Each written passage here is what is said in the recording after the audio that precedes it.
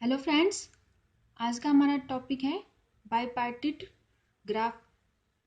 इस तरह के ग्राफ की डेफिनेशंस आ जाती हैं और कई बार डायग्राम बनाकर उनमें पूछा जाता है ऑप्शनली कि ये किस तरह का ग्राफ हो सकता है।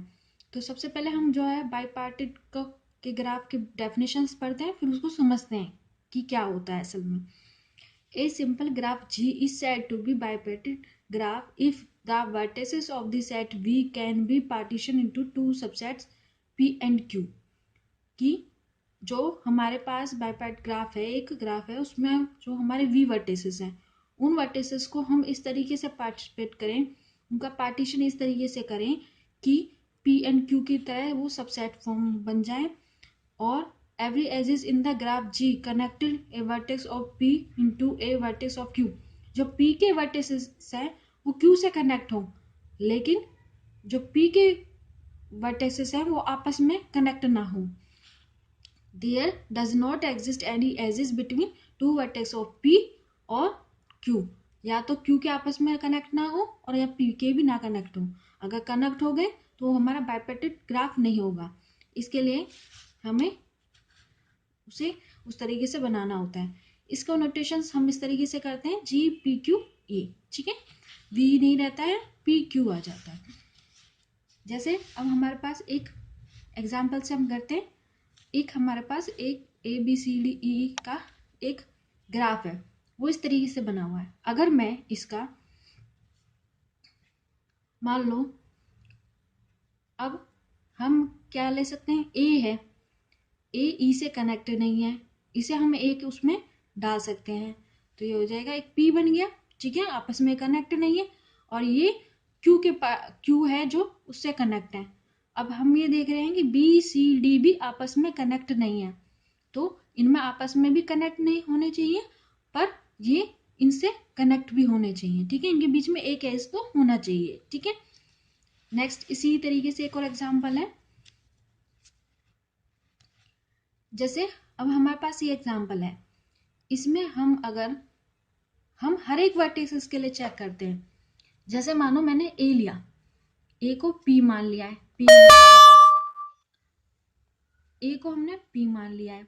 अब पी से कनेक्ट कौन से हैं, ई और डी, लेकिन हम देख रहे हैं ई और डी तो आपस में कनेक्ट है ना, जबकि ये कहा गया था डेफिनेशन में जो क्यू के पोर्शंस में बनेंगे वो आपस में कनेक्ट नहीं होने चाहिए।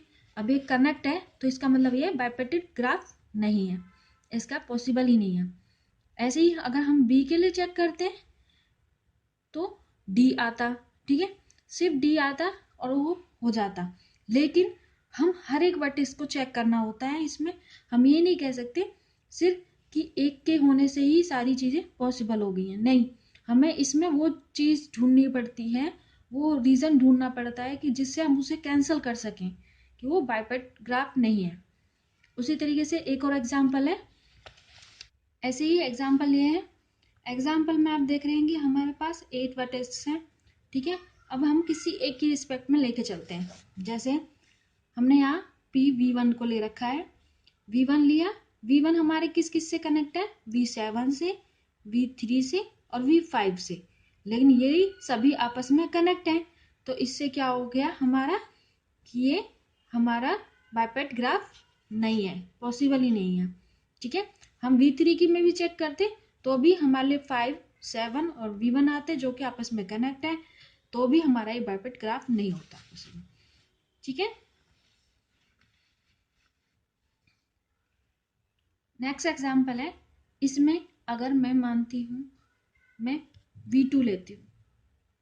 ठीक है, V2 लिया, V2 कनेक्ट है हमारा 5 से और 4 से, तो ये आपस में मिले हुए हैं, तो भी हमारा क्या है, आपस में कनेक्टेड है, तो भी हमारा ग्राफ जो है बाईपार्टिट ग्राफ पॉसिबल नहीं है।